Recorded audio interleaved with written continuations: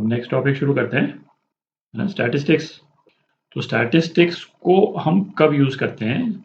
जब हमारे पास में डेटा बहुत ज़्यादा हो, तब हम है ना स्टैटिस्टिक्स से रिलेटेड जो कॉन्सेप्ट्स हैं उसको यूज़ करते हैं डेटा को एनालाइज करने के लिए, है ना। एक सिंपल से यदि अपन एग्जांपल लें, तो सपोज कोई स्टेट है या कोई एरिया है जहाँ पे टोटल है ना 1 लाख खेत है ना। एग्रीकल्चर फील्ड जो है टोटल 1 लाख है, उनका अलग अलग एरिया है।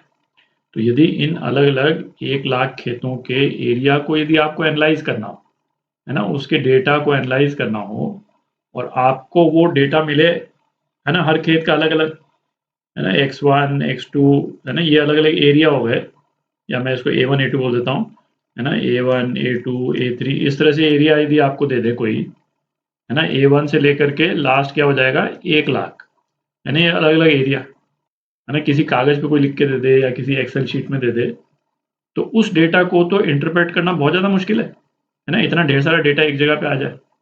तो जब डेटा इतना ज़्यादा हो, और दूसरी बात ये भी है ना, आप इमेजिन कर ही सकते हैं कि इस तरह के डेटा में जो इंडिविजुअल खेत है ना, खेत A2, खेत है ना A1000 या जो भी है, उसका इंडिविजुअल एरिया का बहुत ज़्यादा सिग्निफिकेंस नहीं है ना। इंडिविजुअल खेत जो है वो छोटा है कि बड़ा, उससे बहुत ज़्यादा फर्क नहीं पड़ता। क्यों? क्योंकि हमको जो है टोटल 1 लाख खेत एनालाइज करने हैं।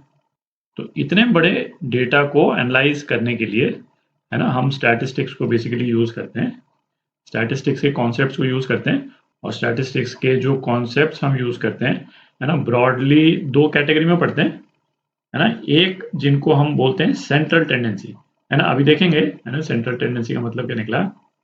और दूसरी कैटेगरी क्या हो गई, डिस्पर्जन। कुछ कॉन्सेप्ट जो है वो सेंट्रल टेंडेंसी से रिलेटेड होंगे, और कुछ कॉन्सेप्ट जो है डिस्पर्जन से रिलेटेड। तो अब सेंट्रल टेंडेंसी और डिस्पर्जन में हम क्या देखते हैं, है ना, उसका भी एक रफ आइडिया ले लेते हैं। इसको मिटा देता हूँ। तो सेंट्रल टेंडेंसी में जिन कॉन्सेप्ट्स को हम डील करते हैं, उसमें मेन क्या हो गए, मीन, मीडियन और मोड। ठीक, इनमें से ये जो पहले दो जो हैं, है ना, इन्हीं को प्राइमरली अपन थोड़े से डिटेल में देखेंगे, है ना। ये उतना ज़्यादा यूज़ होता नहीं है। और डिस्पर्जन में ब्रॉडली जिन कॉन्सेप्ट्स को अपन देखेंगे ना, वो कौन कौन से हो गए, मीन, डिविएशन और स्टैंडर्ड डिविएशन। ठीक, और उसी से रिलेटेड एक पार्ट है ना, वेरिएंस। तो अब मीन का कॉन्सेप्ट देखते हैं, है ना, आप फैमिलियर ही हैं। मीन, है ना, सिंपल लैंग्वेज में यदि बोलें, मीन क्या हुआ भाई, एवरेज।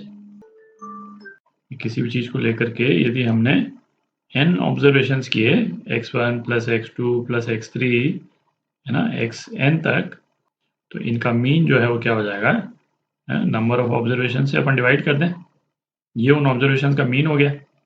और काफ़ी तरह के डेटा को एनालाइज करने के लिए मीन एक अच्छा इंडिकेटर है ना। एक सिंपल सा एग्जांपल यदि अपन देखें, है ना, जिससे आप बहुत अच्छे से फैमिलियर हैं, तो जैसे जो क्रिकेट के जो प्लेयर्स होते हैं, उनकी परफॉर्मेंस को जब अपन एनालाइज करते हैं, तो हम क्या बोलते हैं, भाई इसका बैटिंग एवरेज इतना है ना। जैसे जैसे विराट कोहली है ना, तो विराट कोहली के T20 का बैटिंग एवरेज, है ना, वनडे का बैटिंग एवरेज, टेस्ट मैचेस, है ना, इसका बैटिंग एवरेज जो है वो हम देख करके एनालाइज कर सकते हैं कि भाई जो एक्स टेस्ट प्लेयर है या एक्स क्रिकेट प्लेयर है ना, वो कितना अच्छा है या कितना खराब खेल रहा है ना, फॉर्म में है या नहीं है। मतलब मीन से काफ़ी नीचे चला गया, यदि बैटिंग एवरेज से काफ़ी नीचे चला गया, इसका मतलब फॉर्म में नहीं है। तो केवल मीन के एनालिसिस से, है ना, काफ़ी इंफॉर्मेशन जो है वो छुप जाती है ना। क्या इंफॉर्मेशन छुप जाती है, सपोज अपने पास में 2 प्लेयर्स हैं, है ना, मतलब एग्जैजरेट करके एक एग्जांपल अपन बना रहे हैं कि 6 इनिंग्स में, है ना, प्लेयर ए है, उसने सपोज हर इनिंग में 50 रन बनाए, है ना, 6 इनिंग्स टोटल, मैं लिख ही देता हूँ। ठीक, इसका टोटल कितना हो गया, 300।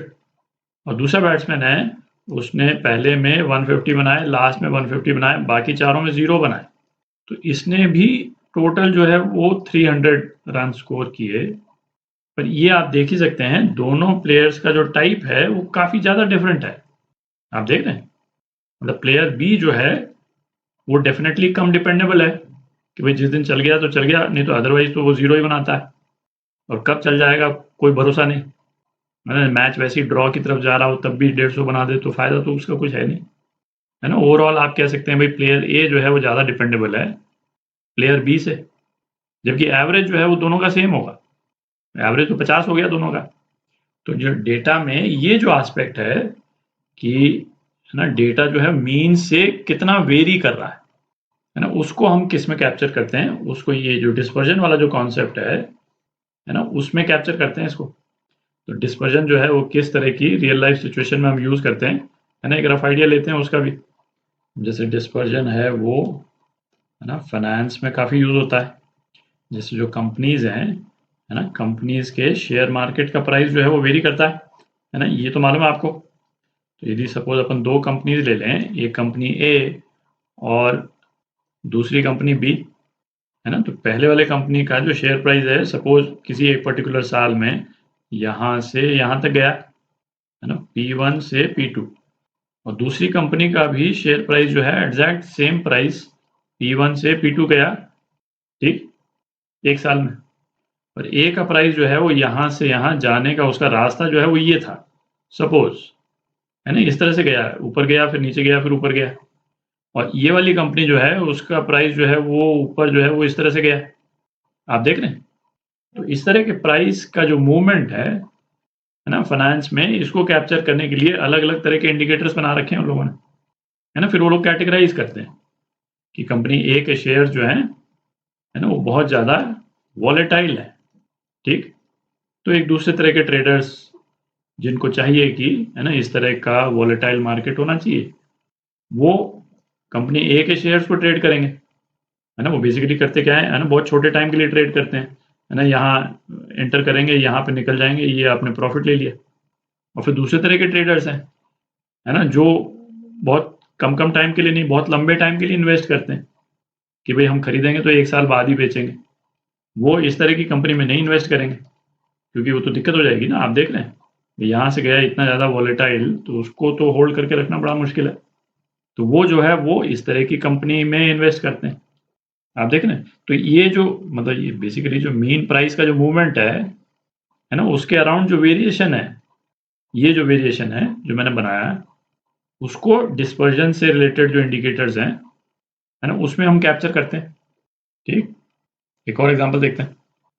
दूसरा क्या, जैसे फैक्ट्रीज में, है ना, क्वालिटी कंट्रोल किसी भी चीज़ का, है ना, सपोज किसी मशीन को जूते बनाने हैं, है ना, दो अलग अलग तरह की मशीन अपन ले आए, है ना, और सपोज ये सपोज 10 नंबर का जूता जो है इस लेंथ का होना चाहिए, है ना। हमने अलग अलग जूते बनाए, तो पहली वाली मशीन जो है ना, वो 10 नंबर के जूते बना रही है, तो है ना, कुछ जूते 10 नंबर से ज़्यादा थोड़े से बड़े बन गए, फिर थोड़े से कुछ छोटे बन गए, फिर 10 नंबर से छोटे जूते बने, फिर कुछ बड़े, है ना, कुछ थोड़े से इस तरह से बड़े, है ना। जो पहली मशीन है उसने सपोज इस तरह से जूते बनाए, है ना, ये नंबर ऑफ शूज़ है, नंबर ऑफ शूज़, ठीक।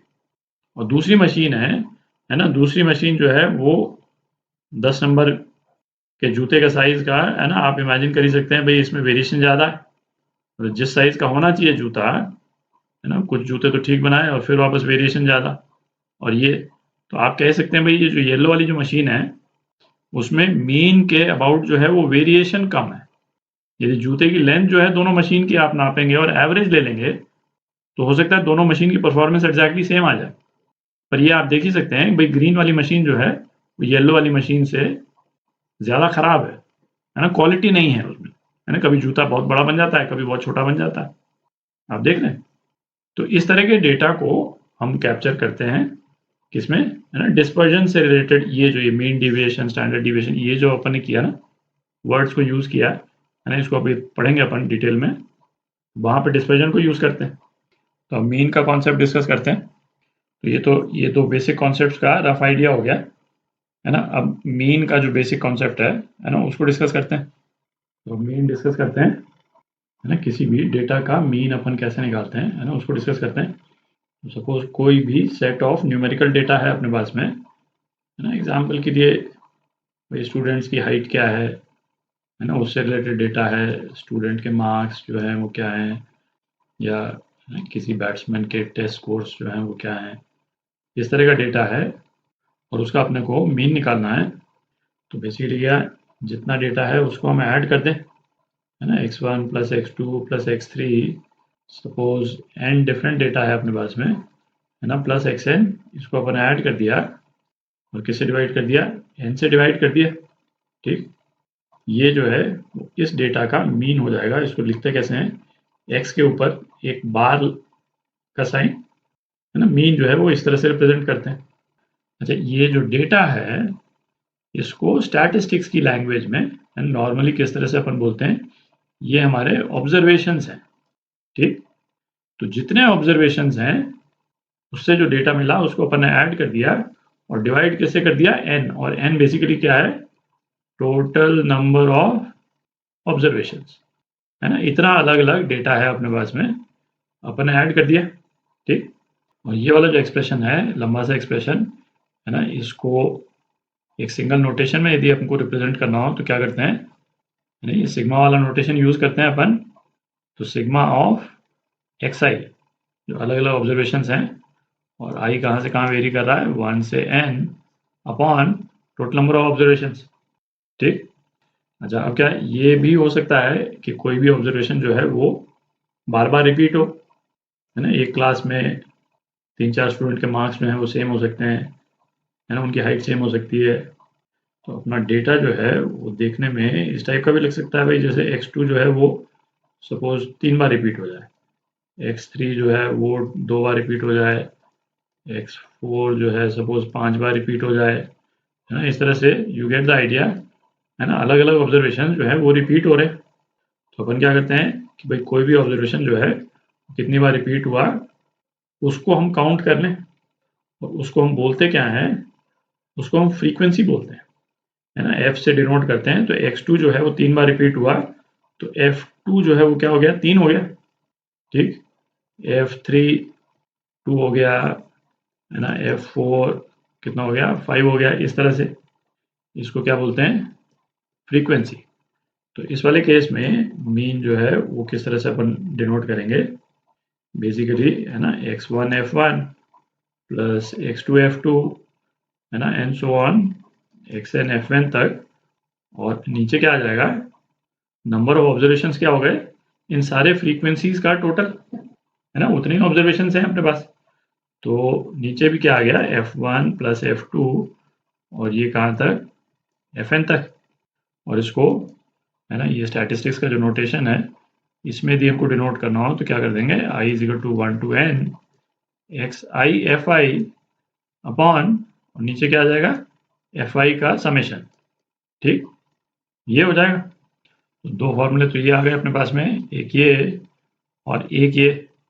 क्वेश्चन जब अपन करेंगे, है ना, मेन पॉइंट यही याद रखना है ना, ये फॉर्मूला वगैरह याद करने की जरूरत नहीं है, कि मीन निकालने के लिए जितने ऑब्जर्वेशंस हैं तो ऑब्जर्वेशंस की वैल्यू ऐड करके नंबर ऑफ ऑब्जर्वेशन से डिवाइड करना है। ठीक, बेसिक कॉन्सेप्ट यही।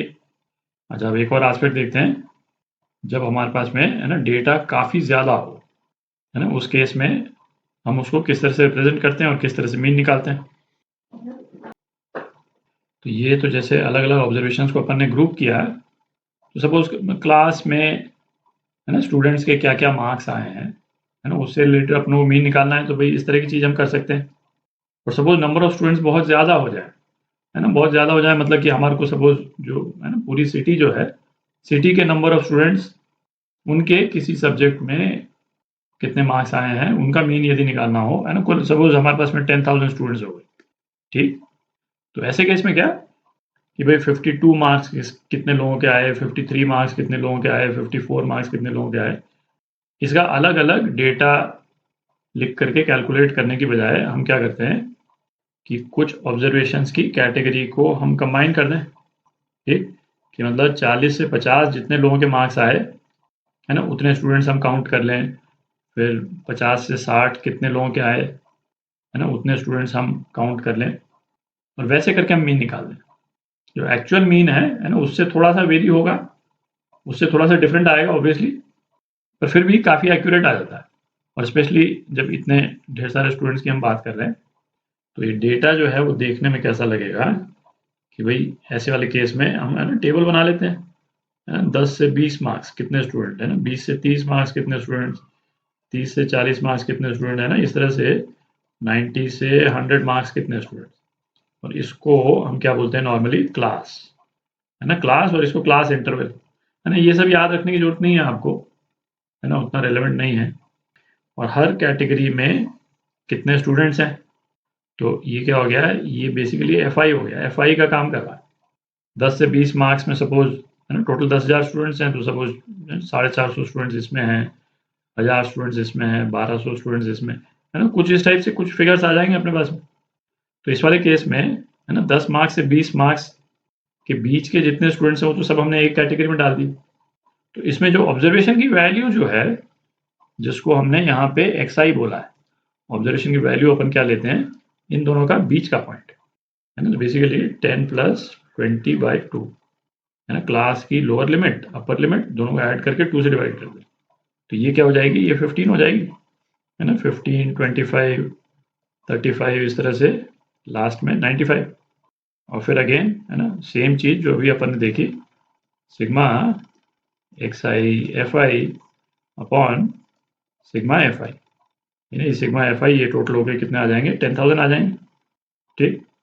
और एक चीज और ध्यान में रखें कि भाई जिनके मार्क्स जो हैं वो 10 से 20 आए हैं वो ये वाली क्लास है, और 20 से 30 आए वो ये वाली क्लास। तो आपके दिमाग में आ रहा होगा कि जिन स्टूडेंट के मार्क्स जो है 20 हैं, तो उनको हम किस क्लास के इंटरवल में डालेंगे, मतलब इस वाले में डालेंगे कि इस वाले में।